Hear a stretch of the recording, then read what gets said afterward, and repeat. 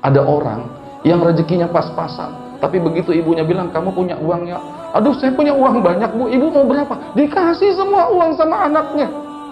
Kenapa begitu? Meskipun uangnya pas-pasan, karena malaikat membisikkan, Allah takhafu wa la tahzanu, jangan takut dunia, Allah yang atur kamu, hidup kamu, Allah yang bisa bahagiakan kamu. Tapi ada orang, uangnya banyak, simpannya banyak, kamu punya uang nak, bu, anak saya lagi kuliah, bu, saya belum bayar ini, bu, saya belum bayar ini, uangnya padahal banyak. Kenapa? Karena mungkin malaikat tidak membisikkan, Allah takhafu wa la tahzanu. Ini yang paling dikenal oleh kita akhirnya. Meskipun tadinya orang ini juga dianggap sebelah mata karena miskin. Bahkan saking miskinnya tidak mau minta-minta, harus pergi ke bak sampah mencari makanan tersisa untuk dimakan.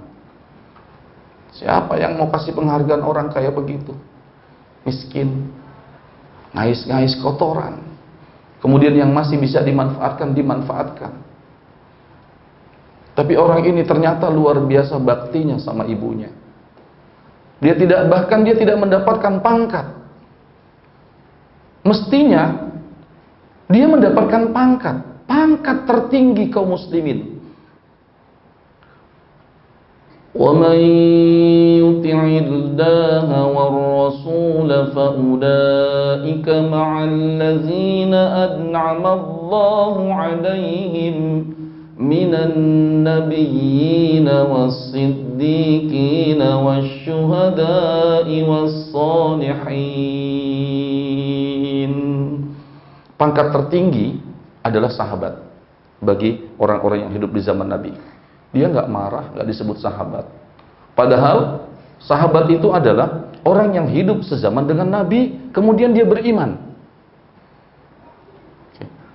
Kalau dia termasuk sahabat, maka dia akan beruntung. Kenapa? Karena sahabat itu akan disebut-sebut. Allahumma salli ala Sayyidina Muhammad, atau Allahumma salli ala Muhammad wa ala alihi wa sahbihi ajma'in. Disebut-sebut Allahumma salli ala Muhammad wa ala alihi wa sahbihi wasallam, atau wa ala alihi wa sahbihi ajma'in. Sahbihi, sahabat. Dia tidak dapat gelar sahabat, nggak apa-apa, saya nggak disebut sahabat. Padahal orang itu hidup di zaman Rasul, beriman dengan Rasul, tapi tidak termasuk sahabat. Kenapa? Karena ada satu syarat menjadi sahabat. Apa itu? Salah satu syarat lagi, di samping beriman, hidup dengan Nabi, pernah bertemu Nabi. Saya ulangi lagi, syarat jadi sahabat apa? 3. Apa saja yang pertama? Hidup di zaman Nabi, beriman kepada Nabi, dan bertemu Nabi. Ya, orang ini hidup di zaman Nabi, beriman dan patuh, ngikuti perintahnya, tapi sayang gak pernah ketemu Nabi. Kenapa kok? Padahal udah rindu kepingin ketemu. Karena ada yang mengganjalnya. Bukan mengganjal tidak baik. Kenapa? Karena ada kewajiban lain, mengurus ibunya. Siapa yang gak kepingin kumpul sama Rasul? Hidup sezaman dengan Nabi. Nabi didengar ada di Madinah, udah sholat, udah baca sholawat, tapi kapan ketemu Nabi?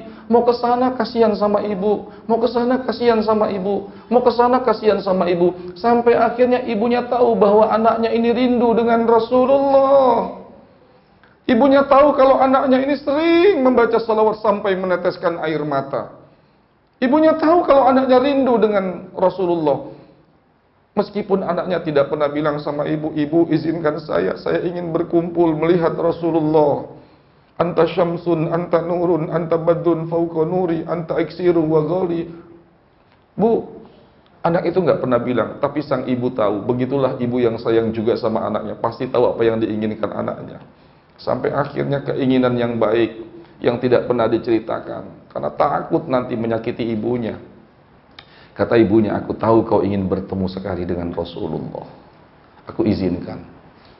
Berangkat kamu. Dalam keadaan ibunya sakit, karena ibunya yang perintahkan, maka Uwais Al-Qarni berangkat ke Madinah.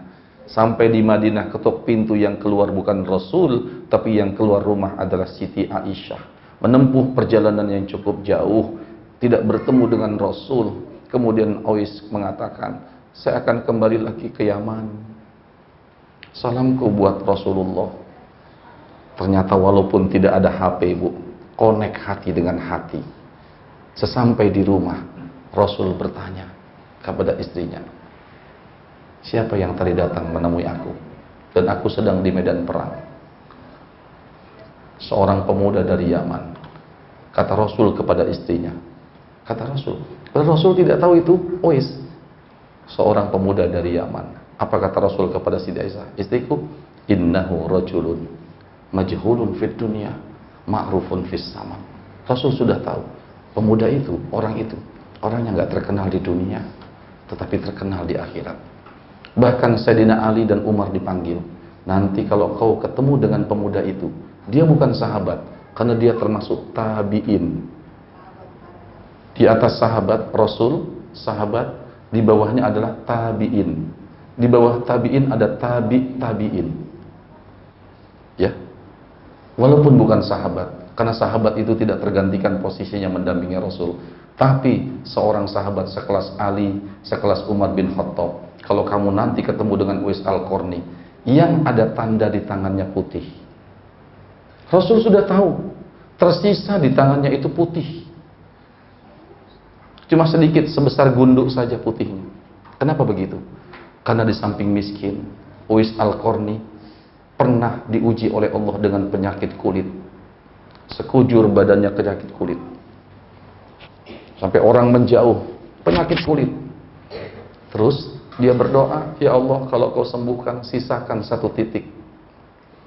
Semua kulitnya hancur, wajahnya hancur.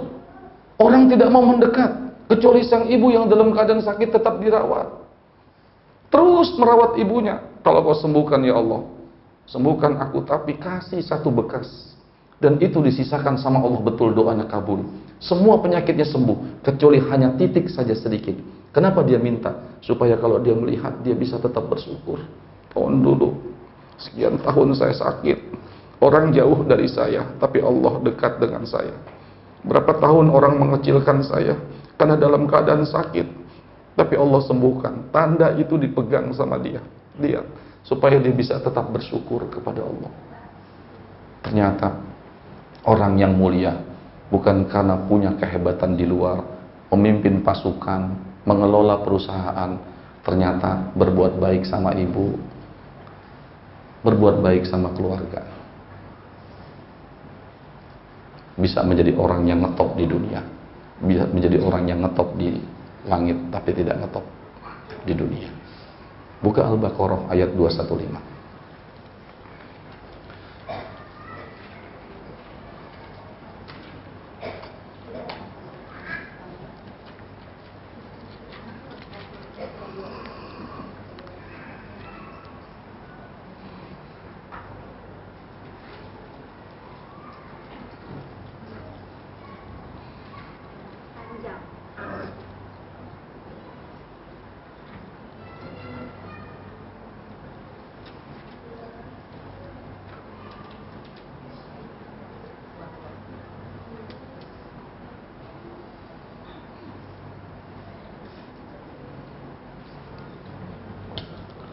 Ya, sudah ketemu? Yas'alunaka maza yunfiqun Qul ma anfaqtum min khairin falil walidaini wal aqrabin فللوالدين والأقربين واليتامى والمساكين وابن السبيل وما تفعلوا من خير فإن الله به عليم. Mau ngetop di langit? Nah, coba dibuka artinya. Kita harus jadi orang yang berbuat baik. Kepada siapa berbuat baik? Coba kalau bisa lakukan hal ini. Kalau sahabat itu mulia, kemudian ada tabi'in yang mulia, kita juga bisa ini. Ya. Coba kepada Wahai manusia, sembahlah Tuhanmu yang telah menciptakan kamu dan orang-orang yang sebelum kamu. 215 ya. Saya bilangnya Mas 21. Berarti 215 berapa ya? Oh, betul sama. Maaf. 215 200. Iya, saya sebutnya 215 ya. Nah, ya. Mereka bertanya kepada Muhammad tentang apa yang harus mereka infakkan. Iya. Katakanlah, harta. Sebentar, infak ya. Ingat, infak itu harta, tenaga, pikiran, waktu. Apakah kita sudah benar? Nanti jawabannya setelah ini. Ya kan? Harta, tenaga, pikiran, waktu. Untuk siapa? Coba, ya lanjut. Katakanlah, harta apa saja yang kamu infakkan hendaknya diperuntukkan bagi kedua orang tua, kerabat, anak yatim, orang miskin, dan orang yang dalam perjalanan. Dan kebaikan apa saja yang kamu kerjakan, maka sesungguhnya Allah Maha mengetahui. Kebaikan apa saja? Kira-kira kita ini termasuk orang yang curang, mutaffifin atau tidak? Tadi orang yang curang, hukumannya luar biasa.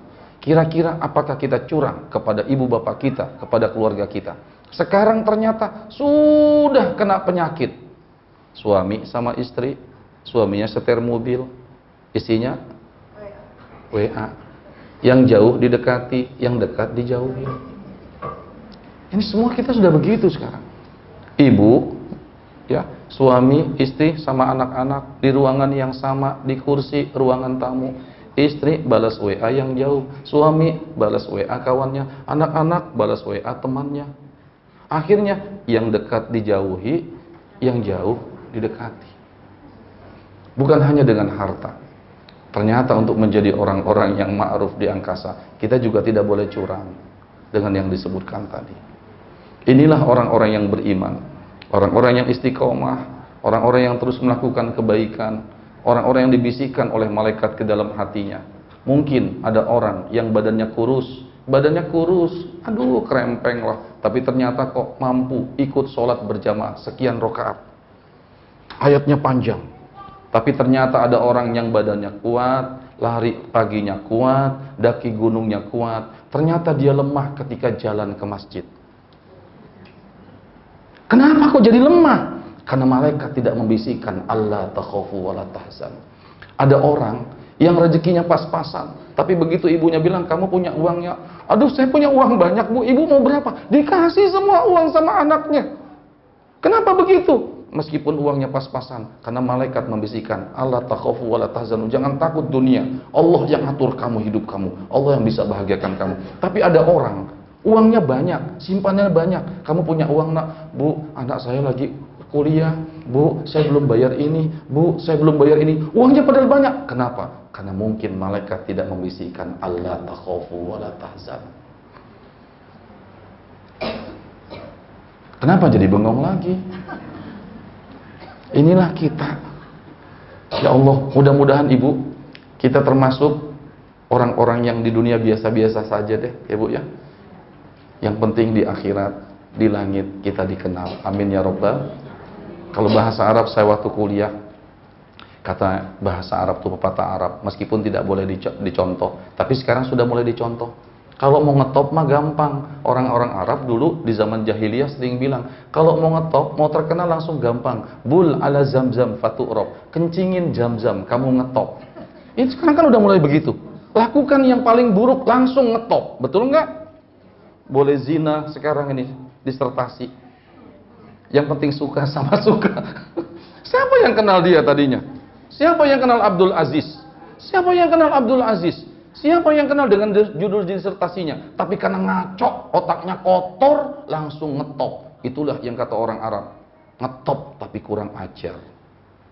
Kita nggak mau begitu. Karena kita ingin istiqomah.